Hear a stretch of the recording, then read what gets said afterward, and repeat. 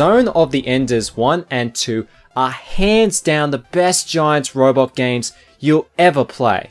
Unfortunately, despite the positive reception from critics and gamers, the public as a whole ignored them. A lot of people did buy the first game, but they bought it mainly for the Metal Gear Solid 2 demo, which resulted in people doing this. But Konami is now giving the series a second chance, with an HD collection featuring both the first and second game, along with an early demo of the upcoming Metal Gear Rising: Revengeance. When you start the game up, you'll be treated to a brand new 6-minute opening created by Sunrise, the anime studio behind the popular Gundam franchise. Next, you'll find yourself at the game's select screen, where you can choose which one of the 2 Zone of the Enders games you wish to play. And before you ask, the Game Boy Advance game Fist of Mars is not present in this package. Neither is the anime in any form. Although, I should point out that the second game is based on the European Special Edition, which contains extra missions, new gameplay sequences, additional cutscenes, and a harder difficulty level that were not present in the original USA version. Both of these games were definitely among the best looking games on the PS2, and they look incredible in HD.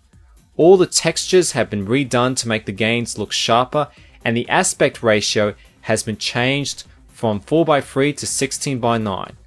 The pre-rendered cutscenes may have been upscaled to fit the 720p resolution, but because they weren't designed with HD in mind, they look blurry compared to the crisper in-game graphics. At least the music hasn't lost any quality with the HD translation. In fact, the soundtrack for these games stands as one of the best, with loud techno and incredible vocal tracks that will shake the speakers on your TV. Of course, we have to deal with the pink elephant in the room, the frame rate issues. Now, in the first game, the frame rate is pretty good, and constantly runs at a fast speed. But in the second game, it goes all over the place, and at times it's worse than the PS2 version. This contradicts Konami's initial promise that both games would run at a silky smooth 60 frames per second. Having said that, it wasn't bad enough that I found it annoying or made the game unplayable. Yes, it's unacceptable and lazy that these frame rate issues exist, but it still runs at a playable 30 frames per second for 95% of the game's duration. Good morning. Ready for combat operation. At the beginning of the review, I said Zone of the Enders 1 and 2 are the best Giants robot games you'll ever play, and it's easy to see why. Your typical Giants robot game is slow, boring, and has controls so bad you just want to jump out the window. But Zone of the Enders is fast, elegant, and extremely playable. The controls are easy to master, and the combat is so intense and exhilarating that you never get sick of slashing robots and throwing them into buildings. Of course, like many games, the boss battles are easily the highlight of the experience, because not only do they come in many shapes and sizes, but they're extremely challenging and force you to experiment with various attacks. How did you feel when you killed them? Shut up! Shut up! I have to admit the story in the first game is really bad.